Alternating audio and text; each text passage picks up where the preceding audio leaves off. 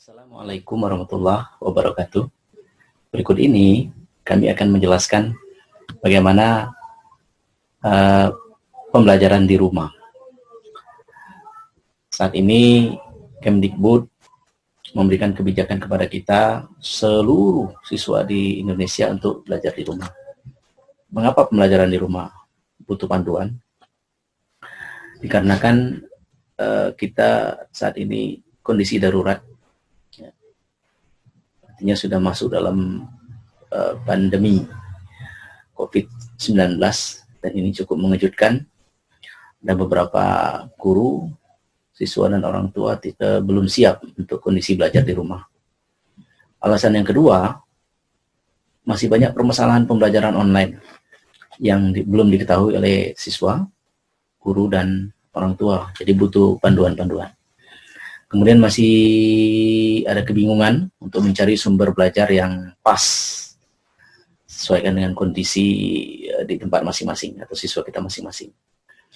Belum adanya jaringan internet, ada jaringan juga kuotanya terbatas, kemudian fasilitas laptop, HP juga mungkin di tempat-tempat tertentu terbatas, bahkan mungkin listrik belum ada.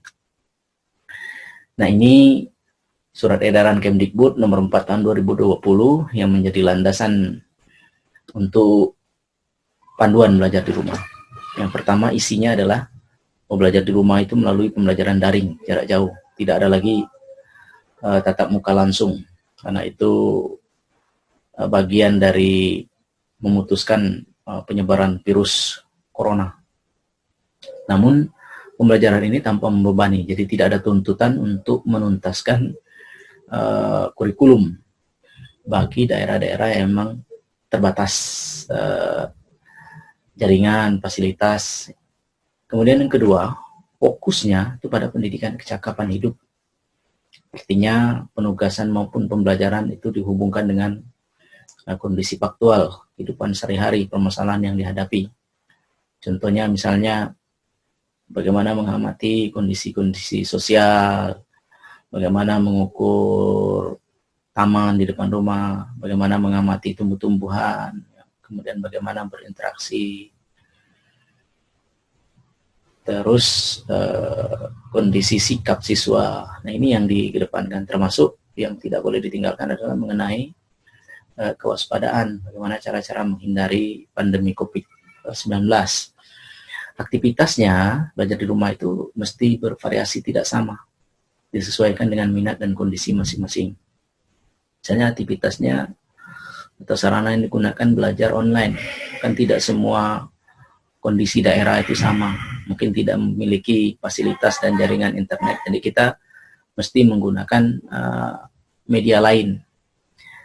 Terus bukti produk aktivitas yang sudah dibuat oleh siswa itu diberikan umpan balik, supaya tahu bahwa tugasnya itu sudah clear, baik, atau belum baik, dan seterusnya. Tidak diharuskan memberikan skor nilai kuantitatif. Misalnya diberi nilai 10, 100, tidak diharuskan. Boleh-boleh saja kita, kan? Tapi untuk kondisi-kondisi tertentu tidak wajib. Ini beberapa definisi dari pembelajaran online yang tentunya adalah mendukung untuk pemahaman materi, apalagi dengan kondisi belajar di rumah seperti saat ini. Ini beberapa media pembelajaran di rumah. Yang pertama, kelas maya.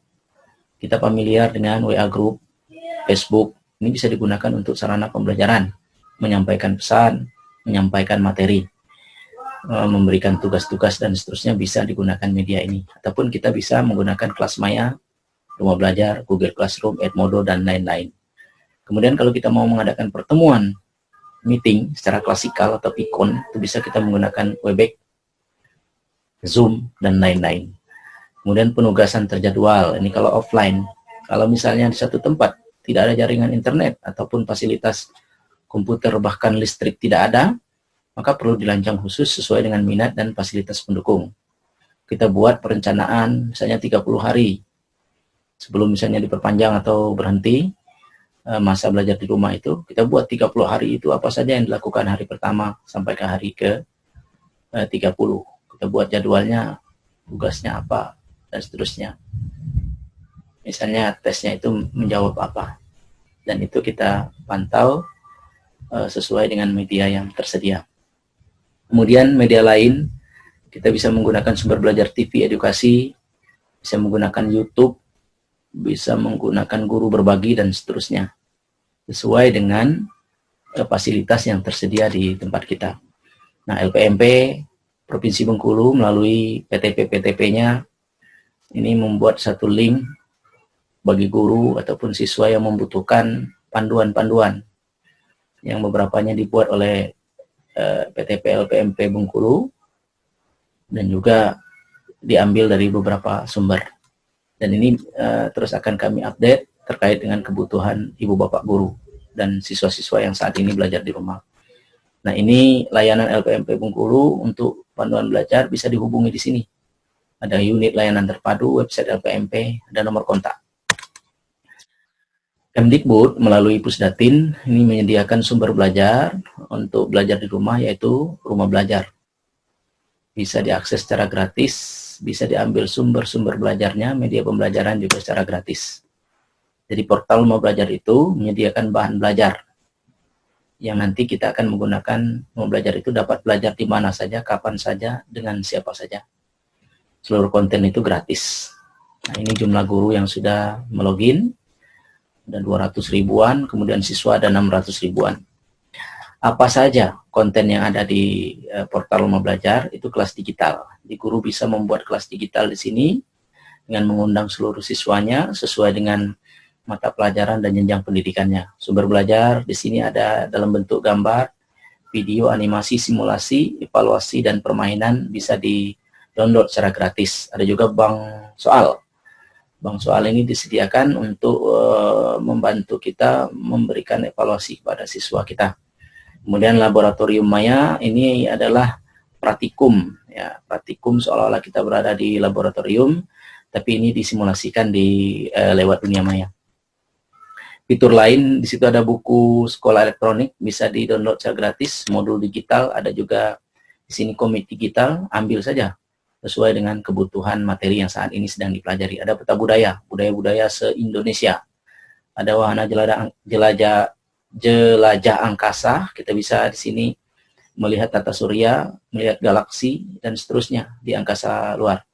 Kemudian ada pengembangan keprofesian berkelanjutan. Fitur lain di sini ada karya komunitas, karya guru, karya bahasa dan sastra. Jadi guru-guru dan komunitas ini bisa menyumbangkan dalam bentuk media-media sumber belajar yang bisa nanti digunakan oleh guru-guru yang lain.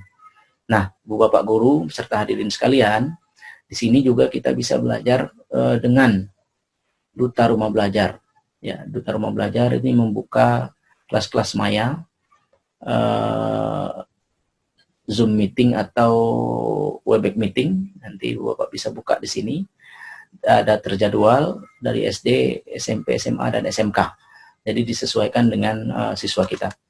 Nah, ini alamatnya yang bisa dikunjungi untuk belajar dengan para duta rumah belajar yang sudah dibimbing di Pusdatin Kemdikbud.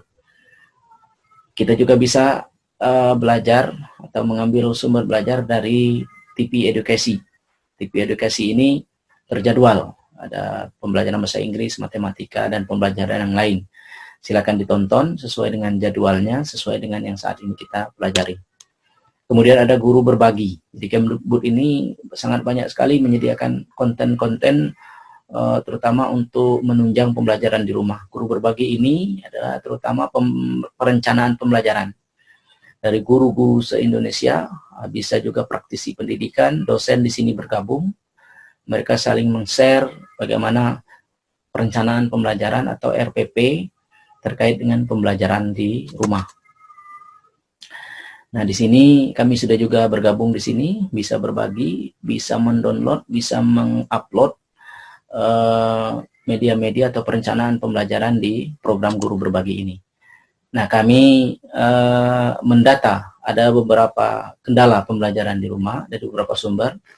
Yang pertama, karena masih belum memahami kondisi darurat, guru memberikan beban belajar yang cukup berat. Jadi tugas-tugasnya sangat tidak sesuai dengan kondisi siswanya, sehingga ada beberapa siswa yang stres, nggak ada kuota, dan seterusnya. Terbatasan sarana dan suasana rumah tidak kondusif. Ada orang tuanya hanya memiliki 1 HP, anaknya 4, semuanya belajar online, jadi tidak efektif.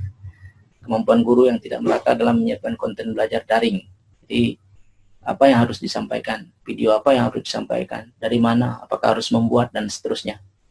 Kemudian kemampuan orang tua yang terbatas dalam membantu atau membimbing anak. Ya, orang tua juga tidak semuanya orang tua yang berpendidikan.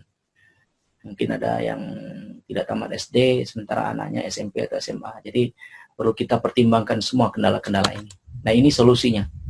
Belajar tidak mengejar target kurikulum sebagaimana surat edaran nomor 4 tahun 2020 oleh Kemdikbud. Tidak dipaksakan, sesuaikan dengan kondisi siswanya. Jika memungkinkan, belajar online sebaiknya dilakukan malam hari. Karena tadi, HP-nya 1, dibawa orang tuanya kerja atau pergi. Kalau kita lakukan siang hari, kemungkinan ya HP-nya itu terbatas. Jadi ada beberapa usulan dari orang tua sebaiknya dilakukan malam hari untuk fasilitas orang tuanya yang terbatas. Guru merancang kegiatan dilakukan siswa dalam masa belajar di rumah, menjalin kerjasama dengan orang tua. Jadi disurvei, buat rancangan, komunikasikan dengan orang tua. Kalau ada kendala itu bisa, perencanaannya bisa direvisi. Guru tinggal mengambil konten yang praktis yang sudah disiapkan. Jadi tidak mesti setiap materi pembelajaran itu harus membuat media sendiri, buat video sendiri, edit video sendiri. Tapi kita bisa mengambil yang sudah ada, disesuaikan dengan materi yang akan dibahas. Guru tidak memberikan beban tugas belajar yang terlalu berat, lebih kepada kecakapan hidup, disesuaikan dengan minat dan kondisi siswa. Kalau misalnya siswanya di satu tempat banyak kebun sawit, mungkin kita penugasannya tentang buah sawit, mengamati sawit, tinggi, dan seterusnya. Kemudian PT PLP Bengkulu memberikan layanan secara online terkait dengan pembimbingan bagi guru yang membutuhkan tentang cara membuat kelas online dan strategi pembelajarannya. Nanti kami akan membuat kelas-kelas maya dan juga mungkin pertemuan online dengan jadwal-jadwal tertentu. Kita akan berdiskusi atau bisa di Jafri, baik melalui media sosial ataupun WhatsApp. Kami berusaha untuk menjawab sesuai dengan kemampuan kami. Kemudian ada juga tadi permasalahan kuota. Nah, di sini ada beberapa tawaran dari provider. Saya ambil dari link artikel di link Kemdikbud, bahwa ini link-link daring yang direkomendasikan, yang gratis, yang bisa digunakan, bisa dipakai. Kemudian beberapa provider tadi yang kami sebutkan menawarkan program-program yang gratis untuk mengakses beberapa konten belajar di rumah atau belajar online.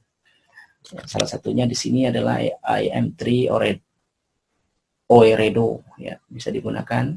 Di sini bisa mengakses ruang guru dan seterusnya, bisa ibu guru baca, hadirin sekalian baca di sini. Kemudian yang berikutnya Telkomsel melalui paket Ilmupedia juga demikian. Ya, kita bisa mendaftar secara mengambil program ini, paket Ilmupedia, dan nanti kita untuk jaringan-jaringan tertentu kita akan gratis mengaksesnya. Demikian juga XL ini juga memberikan layanan gratis untuk belajar daring. Demikian dengan belajar dan bekerja dari rumah, mudah-mudahan kita bisa melawan atau memutus jaringan COVID-19 ini. Terima kasih.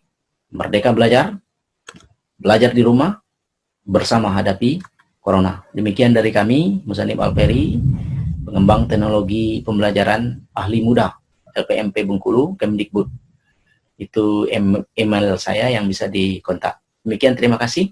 Mudah-mudahan materi ini bisa bermanfaat. Kalau ada yang mau ditanyakan, boleh ditanyakan di pesan di bawah, atau bisa mengkontak kami secara langsung. Billahi taufiq wal hidayah. Assalamualaikum warahmatullahi wabarakatuh. Mudah-mudahan bisa bermanfaat.